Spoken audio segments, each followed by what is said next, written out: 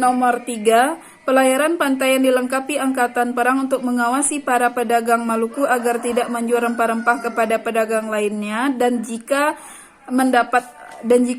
terbukti melanggar akan mendapat hukuman berat disebut dengan A. Ekstirpasi, B. Kontingenten, C. Oktroy, D.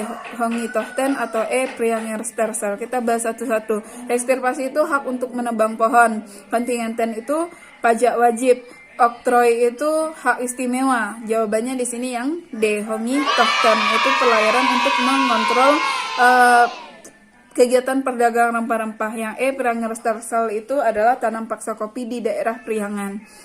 Nomor 4, selama menjabat Gubernur Jenderal Hindia Belanda, Deanders mengeluarkan kebijakan penting. Kebijakan Deanders dalam bidang pertahanan dan keamanan difokuskan pada upaya A. Menjaga bekas wilayah kekuasaan VOC agar tidak melepaskan diri, B. Mempertahankan Indonesia dari serangan Belanda, C. Memperkuat militer untuk memperluas wilayah jajahan, D. Memperbaiki sistem pertahanan dengan tujuan memperkuat kedudukan Inggris di Indonesia, atau E. Mempertahankan Pulau Jawa dari serangan Inggris. Oke, langsung saja kita fokus kepada isinya. Tujuan Deanders dikirim ke Indonesia adalah untuk mempertahankan Pulau Jawa dari serangan Inggris. Oke, yang menjajah kita itu adalah waktu itu, kalau masa Deanders ini secara tidak langsung adalah Prancis. Kenapa? Karena waktu itu Prancis sedang menjajah Belanda. Jadi Prancis lah yang adik dari Napoleon Bonaparte atau Louis Napoleon Bonaparte lah yang mengirim Deanders ke Indonesia untuk mempertahankan Pulau Jawa, karena musuh berbuyutan Prancis dalam hal kolonialisme dan imperialisme itu adalah Inggris. Maka jawabannya yang E. Nomor 5, kebijakan tanam paksa yang diterapkan pada masa Van den Bosch sangat menyengsarakan rakyat. Adapun latar belakang penerapan sistem tanam paksa adalah A. Tuntutan pemerintah Belanda agar Gubernur Jenderal meningkatkan kesejahteraan masyarakat di daerah jajahan. Yang B. Penjabaran sistem penyerahan wajib yang dianggap mengganggu ekonomi Belanda. Yang C. Banyaknya tanah dan lahan milik rakyat yang kurang dimanfaatkan bagi kepentingan ekonomi. Yang D. Perekonomian pemerintah Belanda yang terancam bangkrut. Atau yang E. Adanya keinginan untuk mendapatkan komoditas-komoditas impor yang laku di pasaran dunia. Langsung saja jawabannya yang D. Waktu itu Belanda sedang mengalami kekosongan kas, lalu ada ide dari Van den Bosch untuk melakukan praktek tanam paksa di Indonesia.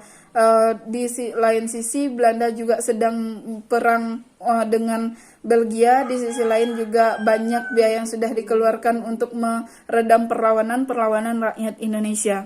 Nomor 6, daerah yang menjadi persinggahan Portugis pertama kali di Indonesia adalah A. Malaka, B. Aceh, C. Maluku, D. Demak, atau E. Banten. Jawabannya apa? Jawabannya A. 1511 di Malaka. Memang ada sih riwayat berapa kali kakak cari selain Malaka itu ada Goa, tapi di sini option untuk Goa tidak ada, makanya kita simpulin jawabannya di sini adalah A. Nomor 7, faktor yang melatar belakangi perlawanan Sultan Nuku di Tidore terhadap VOC adalah A. VOC menyebarkan agama Nasrani di Tidore, B. VOC menjadikan Kesultanan Tidore sebagai vasal, C. Tidore ingin bebas berdagang dengan semua bangsa, D. Rakyat Tidore menyerang pos pertahanan Belanda, atau F.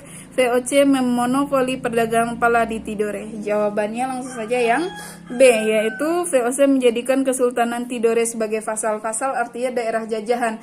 Sebelumnya itu kesepakatannya kerjasama, bukan penjajahan. Makanya di sini Sultan Nuku atau Sultan Tidore itu melakukan perlawanan karena Belanda menyalahi kesepakatan awal.